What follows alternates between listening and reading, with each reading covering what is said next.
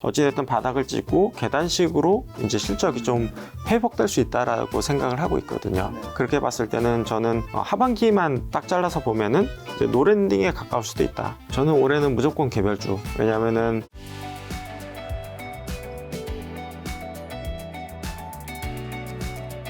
아무래도 자산운용사 대표님이시니까 작년에 이 매크로가 너무 컸잖아요. 그래서 맞습니다. 아무래도 이 폭풍을 그 누구도 지나칠 수 없었을 텐데 작년 증시 좀 일단 어떻게 평가하시나요? 작년 증시는 다 어려웠을 것 같아요. 그러니까요. 왜냐면은 뭐 시장보다 조금 더 이제 덜 상처를 보신 분들도 계시긴 하지만 대부분은 어찌됐든 마이너스를 좀 벗어나기 힘든 측면이 있었기 때문에 작년은 어떻게 보면 좀 위축될 수밖에 없었던 한 해인 것 같고요.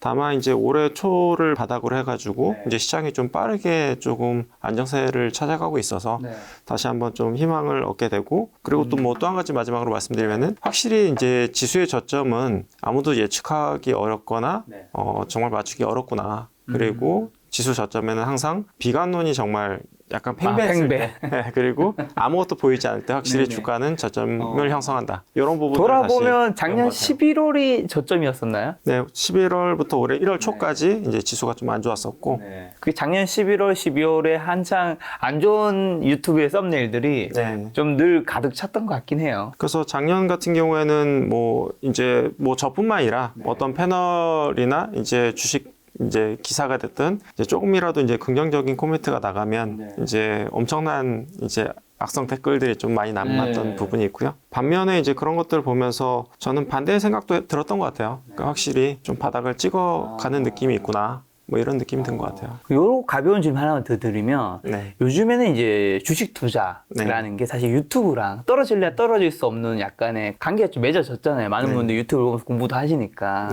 근데 아무래도 이 작년 11월부터 12월 이때 이제 공포장일 때 아무래도 유튜브 영상도 저도 이제 뭐 상승 관련된 그 와중에도 누군가는 올라갈 거다 얘기하신 분도 있고 누군가는 떨어질 거다 얘기하신 분이 있어도 썸네일이 점차 하락적인 걸 더 많이 쓸 수밖에 없는 이유가 많은 분들이 클릭이라든가 조회수가 상승을 얘기하게 되면 오히려 댓글도 지금 이렇게 바닥인데 너는 지금 사러 가냐 우리 지금 지옥 밑으로 떨어뜨려 이런 게 달리고 폭락에는 오히려 이제 댓글이 이제 우리를 보호해주기 이런 걸 달리는 걸 보면서 아무래도 다른 유튜브 채널 썸네일도 보면 이 폭락할 때는 폭락에 대한 영상 썸네일이 더 많아지고 상승할 때 상승에 대한 이런 것들이 더 많아지는 게 어떻게 보면 투자자들의 투자 심리에도 좀 더 자극시키고 그런 것도 좀 있을 수 있다 생각하는데 좀 어떻게 보세요, 대표님? 네, 저희 같은 경우에는 이제 시장이 좀 오래 이제 남아 있다 보니까 그런 현상들을 매번 겪게 되기는 해요. 근데 뭐 주식 투자를 얼마 경험해 보지 못하신 분들 같은 경우에는 아무래도 이제 마음의 상처를 좀 깊게 이제 얻으신 분들도 있고 그러다 보니까 이제 조금이라도 이제 긍정적인 부분에 대해서는 좀 반감을 드러내신 부분들이 있지만 오히려 이제 투자 경험이 많으신 분들 같은 경우에는 그런 것을 보면서 아까 제가 말씀드렸듯이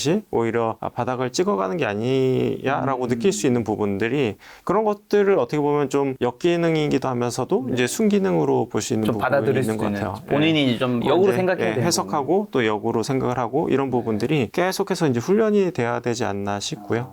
그런 부분 시간이 좀 어느 정도 필요하겠네요. 네, 경험이 필요한 것 같아요. 자, 올해 그러면 이제 분위기 좀 굉장히 좀 많이 바뀌고 있죠. 올해 1월, 2월 이제 한국 증시가 좀 급반등한 이유랑 그리고 여전히 좀 남아있는 리스크 그리고 긍정적인 이슈 2023년은 뭐가 있을까요? 이제 급반등했던 이유는 확실히 이제 기대감인 것 같아요. 특히나 이제 중국 경기에 대한 기대감이 좀 이제 올해 초부터 이제 전해지면서 특히나 이제 외국인들의 자금이 중국 시장으로도 좀 많이 흘러갔고 국내 시장으로도 들어가면서 또 환율도 상대적으로 좀 안정세를 펼치고 뭐 이런 부분들이 결국에는 신흥시장의 이제 경기 회복에 대한 기대감이 좀 반영됐다라고 보이고 있고요. 그리고 이제 주식이라는 게 항상 이제 선행성이라는 게 있는 것 같아요. 그래서 이제 당장 우리가 이제 눈에 확인되거나 보이는 거는 없지만 결국에는 예를 들어서 올해 1분기 때 기업들의 이익이 엄청나게 깨질 걸로 보이지만 만약에 1분기 실적이 저점이다라고 판단되면은 주가는 이제 3개월에서 6개월 정도 선행을 해서 먼저 움직이는 경향이 좀 있거든요. 그래서 이제 그걸 확인하고 사면은 늦고 주가라는 부분들이 먼저 빨리 움직였던 그런 부분들이 좀 있지 않았나 싶고요. 다만 이제 최근에 이제 기대감을 갖게 되는 이슈들이 결국에는 좀 바닥이라고 생각할 수 있었던 근거들이 이제 금리도 거의 다 이제 막바지에 이르렀고 인플레이션도 조금 이제 하락 측면으로 좀 접어든 부분이 있고, 그리고 이제 기업들의 실적도 이제 1분기를 저점으로 회복될 수 있다고 생각하면은, 그러니까 지수는 저점을 찍었던 게 맞다고 생각을 해요.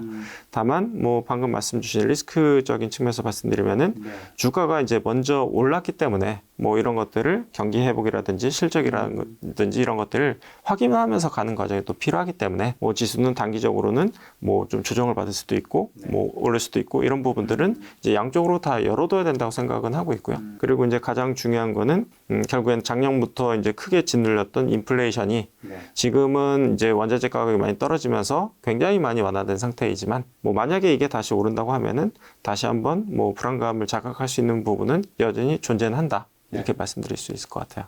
이제 많은 분들이 사실 주가는 시장에 선행한다고 하잖아요. 네. 그 얘기 너무 많이 들어서 네. 대표님 좀 확인받고 싶은 게 네. 어떻게 3개월에서 6개월 선행을 할까요? 제가 그냥 단순히 드는 생각은 첫 번째는 이 내부자들은 실적이나 이런 거 아무래도 빨리 아니까 내부자들이 사고 파는 것들이 반영되는 게 분명히 한 좀 크게 차지할 것 같고요.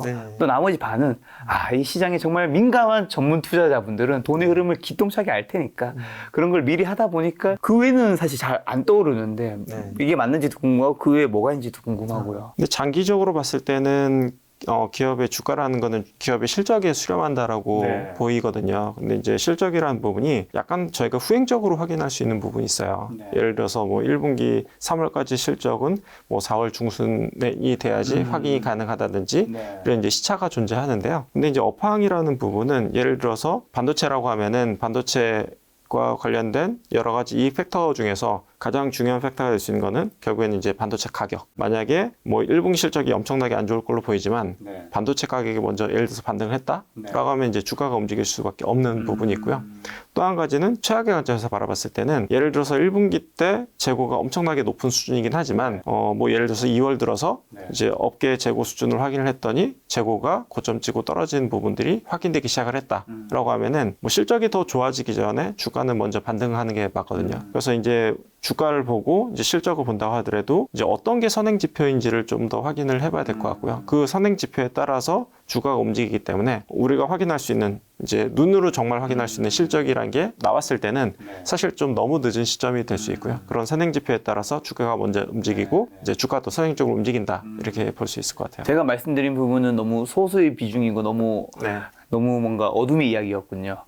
그게 다수의 그건 아니라는 거군요. 네, 그거는 이제 선행지표 같은 경우에는 사실 우리가 이제 실적이나 이런 것들은 나중에 확인이 가능하고 선행지표는 시장 데이터 내지는 누가 더 이제 발품을 팔아서 확인하느냐의 문제에 해당되기 때문에 그거는 누가 더 부지런하느냐, 누가 더 거기에 대한 감각을 갖고 있느냐가 좀 더 저는 중요하다고 보고 있어요. 알겠습니다. 지금도 아마 빠르게 이제 부지런하게 움직이신 자산운용 대표님은 지금 최근에 주식 운용할 때 어떤 좀 고민하고 계세요? 근데 저희는 자산운용하는 입장에서 이제 펀드 매니저 입장에서 봤을 때 가장 저희가 기분이 좋을 때는 그러니까 주식을 사야 되는 시점이 됐다라고 생각했을 때 예를 들어서 뭐 지수가 2000까지 빠져가지고 지금 주식을 굉장히 좀 사고 싶은데 돈이 들어올 때가 가장 어떻게 보면 기분 좋은 시기이거든요. 근데 펀드 매니저 생활 제가 이제 22년을 했지만 단 한 번도 지수가 떨어졌을 때 혹은 저점일 때 돈이 들어온 경우는 못 본 것 같기는 해요. 그런 부분이 확실히 이번에도 다시 한번 좀 확인 내지는 경험을 했다라는 느낌이 약간 운용상에 있어서 그리고 이제 지수가 여기서 더 올라서 뭐 2600, 2800 되면은 또 돈이 또 들어오는 부분들이 좀 있거든요. 그래서 그런 때 확실히 좀 이제 운영자로서는 좀 어려움을 느낀다라는 부분이 될 것 같고요. 다만 좀 괜찮다고 생각했던 부분은 그래도 2200대, 그러니까 아까 말씀하셨던 뭐 11월 말경에 그래도 이제 연락이 와서 만나 뵀던 고객분들이 그래도 적지 않게는 계셨어요. 그래서 생각보다 많이 스마트해졌구나라는 부분 한 가지 느낄 수 있었고요.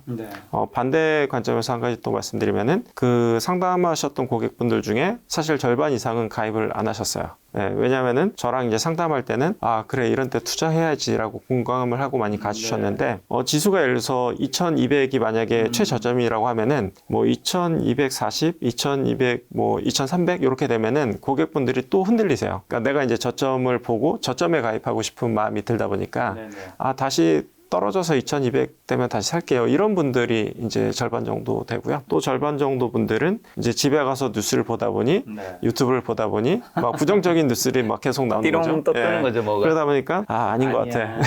그래서 이제 가입을 못 해주시는 분들이 있다 보니까 확실히 뭐 아까 말씀드렸던 긍정적인 부분은 스마트머니의 어떤 잠재력은 확인했다. 다만 그 심리적인 장벽은 아직도 존재하다 보니 돈이 움직이는데 어떤 제한상으로 작용하는 그런 부분들이 있었던 것 같다. 이렇게 말씀드릴 수 있을 것 같아요. 저점인데 돈이 안 들어온다라는 것이 제가 두 가지만 꼬리줌을 좀 드리면 그게 공포일 때는 사람들이 돈이 안 들어오고 주식을 못 산다는 의미로 그냥 받아들이면 되는 건가요? 근데 이제 희한하게 지수 저점에는 다들 갑자기 돈이 확 마르는 부분이 있어요. 그러니까 이미 다 주식 사놓고 물려있고 내가 돈이 많이, 그러니까 정상적인 시장 상황에서는 돈이 막 엄청나게 잘 돌았는데 갑자기 수금할 돈이 이제 안 들어온다라든지 이런 식의 이제 자금이 확 말라버리는 희한한 부분. 신기하게도 그런 현상이 항상 발생을 하고요. 그리고 이제 심리적으로 이제 더 싸게 사고 싶은, 그러니까 공포를 이겨내야지 살 수 있는데, 그러니까 내가 이제 최저점에 사겠다는 환상은 버려야 되는데, 거기에 대한 어떤 기대감 혹은 내가 지수를 반등을 맞출 수 있지 않을까? 라는 그 묘한 심리 같은 것들이 바닥에서 사는 거를 이제 방해하는 요소가 되는 것 같고요. 그래서 저는 그런 환상은 버려야 된다고 생각해요. 그러니까 장을 맞출 수 있다, 혹은 내가 최저점에 살 수 있다라는 환상은 그냥 애초에 버리는 게 이제 가장 좋다라고 보고 있고요. 어떻게 보면 이제 그 가입하시려고 한 고객분들 그 이야기를 하시니까 피터 린치 마젤란 펀드도 좀 생각이 나네요. 네. 그게 수익률이 원래 굉장히 좋았는데 실제로 돈을 번 고객은 생각보다 비율이 낮았다고 들었던 것 같아요. 네. 그때 이제 27배, 그러니까 13년 정도 운영을 해서 27배 정도 수익을 냈는데 절반 정도에 해당되는 고객분들이 다 이제 손실을 봤던 부분이 있거든요. 그래서 지수가 오르면은 좀 따라 샀다가 지수가 떨어지면은 더 떨어질 것 같아서 무서워서 이제 저점에 팔고 그 반등을 다시 먹지 못하게 되는 그런 부분들이 있고요. 그래서 저는 이제 주식을 항상 보여야 된다고 생각을 해요.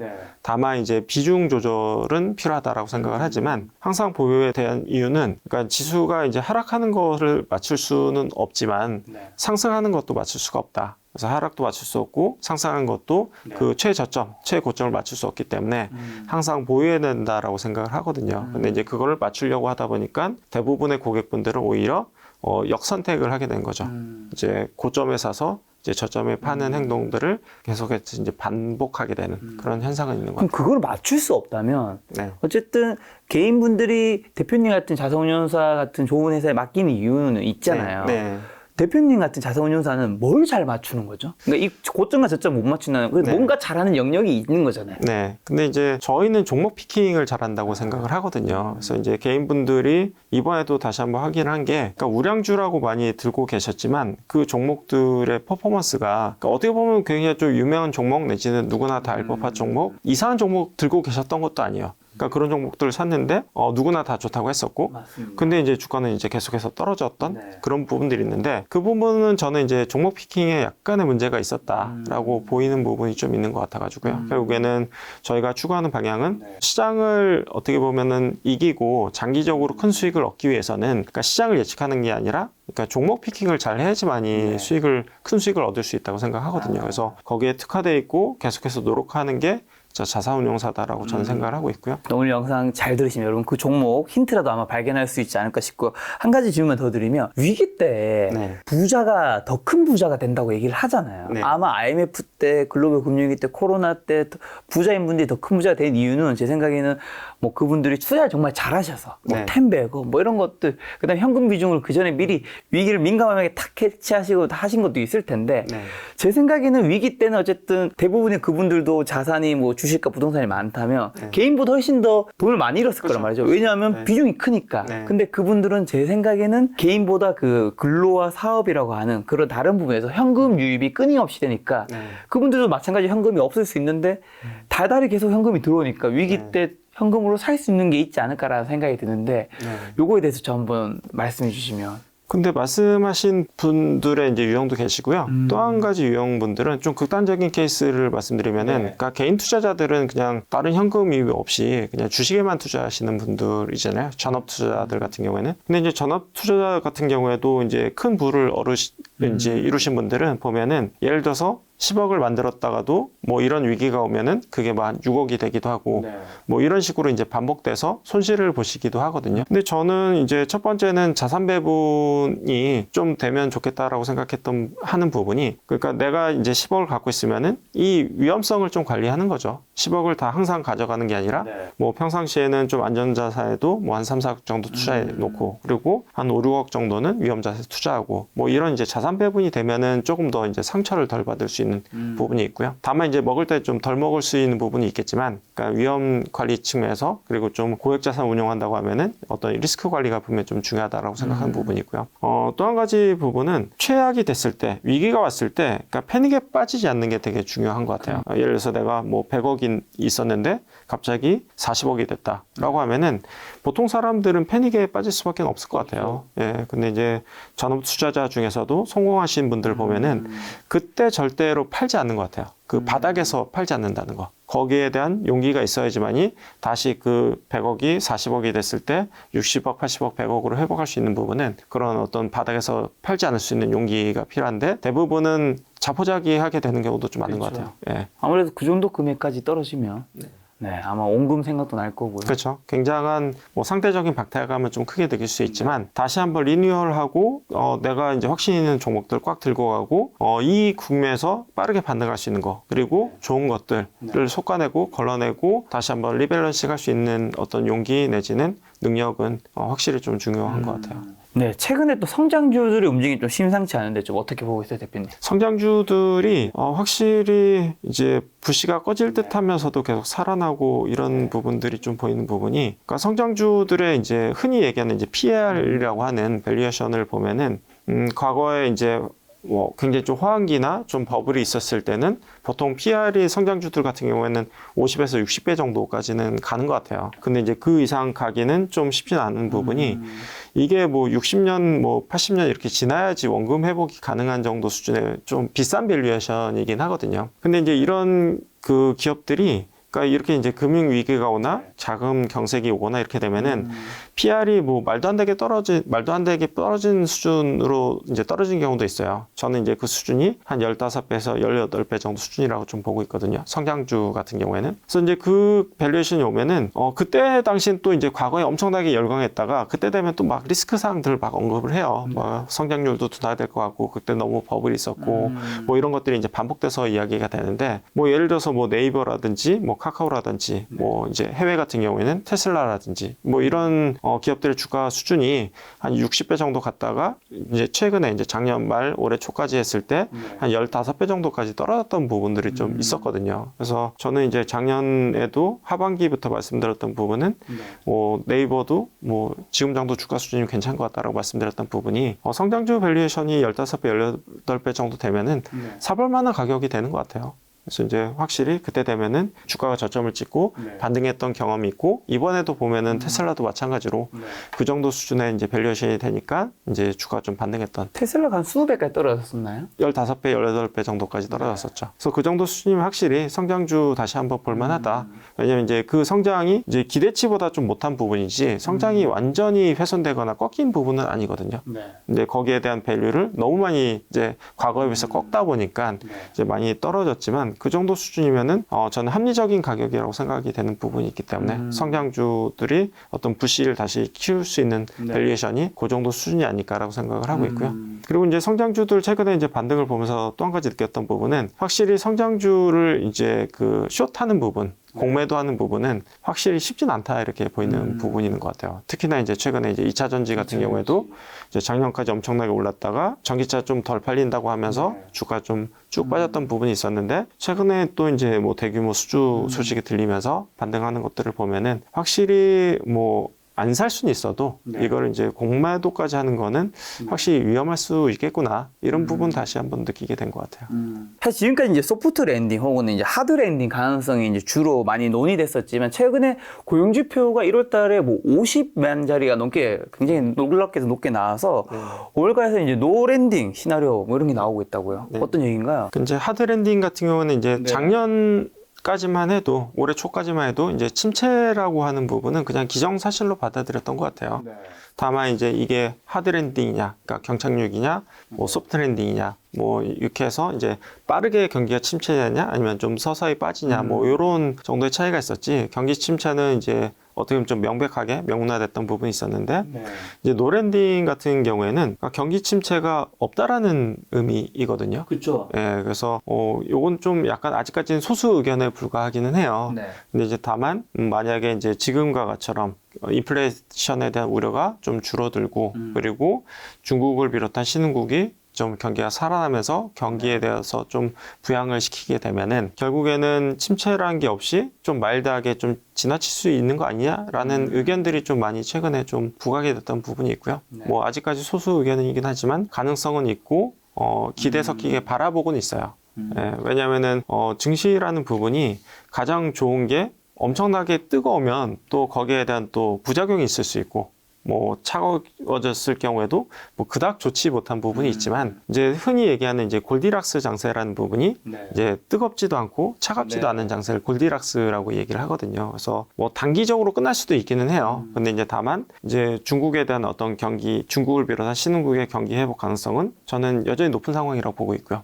그리고 인플레이션에 대한 어떤 부당 경감 가능성도 매우 이제 현재로서 높아 보이기 때문에 어떤 하반기 때 단기적인 골디락스 장세가 펼쳐질 가능성은 네. 저는 여전히 가능성이 존재한다고 보고 있기 때문에 노랜딩 가능성도 존재는 하지만 아직까지 뭐 다수 의견은 아니다. 이 정도로 말씀드릴 수 있을 것 같아요. 대표님은 그러면 하드 랜딩, 소프트 랜딩, 노 랜딩 중에서는 네. 그래도 삼지선다형일까요? 어디 쪽에 가까우세요? 근데 이제 저는 이제 기업 실적을 네. 주로 이제 보고 있는 이제 어떻게 보면 좀 바텀 어프로치를 좀 많이 하다 보니까 근데 이제 기업들의 실적이 1분기 때 엄청나게 안 좋아요. 그러니까 이제 경기 침체가 반영되는, 그러니까 극단적으로 반영되는 이제 기업들의 실적은 1분기라고 좀 보고 있고요. 다만 이제 1분기를 저점으로 이제 작년 대비했을 때도 여전히 이제 안 좋은 수준이긴 하지만 어찌됐든 바닥을 찍고 계단식으로 이제 실적이 좀 회복될 수 있다라고 생각을 하고 있거든요. 네. 그렇게 봤을 때는 저는 하반기만 딱 잘라서 보면은 이제 노랜딩에 가까울 수도 있다. 근데 이제 1분기를 봤을 때는 어떻게 보면은 경기 침체가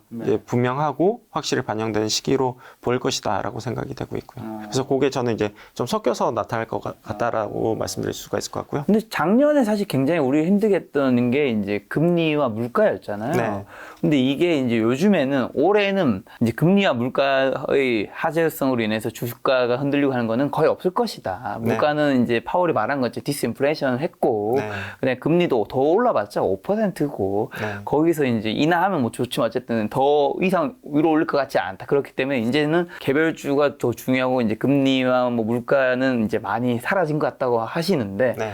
그 의견에 좀 공감을 하시나요? 근데 저는 이제 특히나 이제 원자재 같은 경우에는 저도 이제 매우 높은 확률로 안정화될 것 같다라는 생각이 있기는 하지만 이거는 아무도 예측할 수는 없다라고 생각하거든요. 그래서 지켜보고 뭐 그런 부분들은 이제 대응의 영역이라고 생각을 하고 있기 때문에 예측의 영역보다는 대응의 영역으로 저는 생각을 하고 있고요. 다만 이제 아까 뭐 말씀드렸던 부분 다시 돌아가서 말씀드리면은 그러니까 기업들의 실적이 만약에 1분기 때 엄청나게 안 좋고 2분기, 3분기, 4분기 갈수록 어찌됐든 1분기에 비해서는 개선 추세로 간다라고 보면은 주가라는 부분은 이제 특히나 이제 턴어라운드 국면에 봤을 때 초기 국면에 어떻게 보면 주가는 가장 재밌는 부분이 있거든요.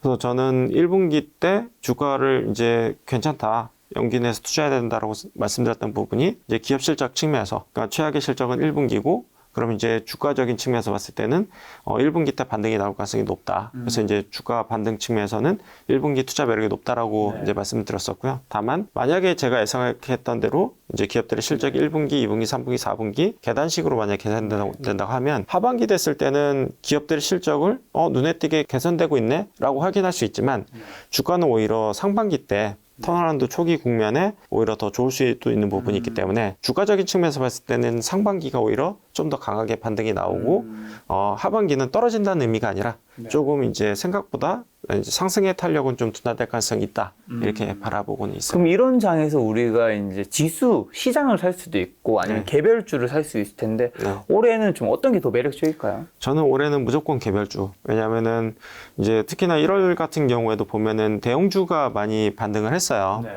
그래서 이제 반등 국면을 보면은 대형주가 먼저 반등을 하고 대형주가 좀 상승 탄력이 좀 둔화되면서 중소형주가 좀 뒤늦게 치고 올라오는 이제 그런 장세를 펼쳐지는 경우가 좀 경험적으로 많이 봤던 부분이 있고요. 그리고 이제 제 시나리오대로 만약에 상반기 때 주가가 반등하고 하반기 때는 상승 탄력이 둔화된다고 보면은 개별 주식은 오히려 굉장히 플레이하기 좋은 가장 좋은 환경이 되는 부분이거든요. 그러니까 지수가 아까 말씀드렸던 이제 골디락스 장세. 그러니까 너무 뜨겁지도 않고 너무 차갑지도 않으면은 이제 개별 주식의 어떤 턴어라운드 양상 내지는 호재에 따라서 굉장히 좀 빠르게 움직일 수 있는 부분들이 좀 있거든요. 그래서 저는 올해 장세가 시장 자체도 나쁘게 보고 있지는 않지만 특히나 개별주들 같은 경우는 올해 하반기로 갈수록 굉장히 좀 퍼포먼스가 크게 달라질 거기 때문에 개별주에 대한 투자 매력은 상당히 높다. 그래서 뭐 고객분들 같은 경우는 뭐 지금 2,400까지 회복이 돼서 투자해도 되겠느냐라고 질문하신 분들도 되게 많아요.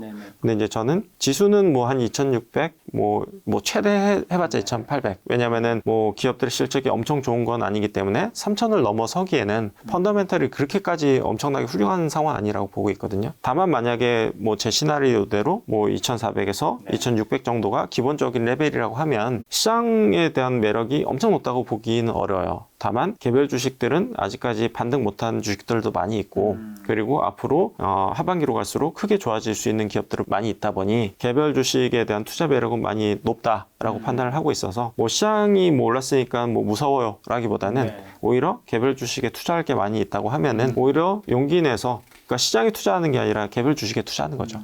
그렇게 봤을 때는 여전히 투자 매력이 높다. 어떻게 보면 올해는 주식 고수분들이 수익률을 내기 되게 좋은 장이라는 느낌이 좀 드네요. 저는 편차가 되게 많이 날 거다 이렇게 보고 있어요.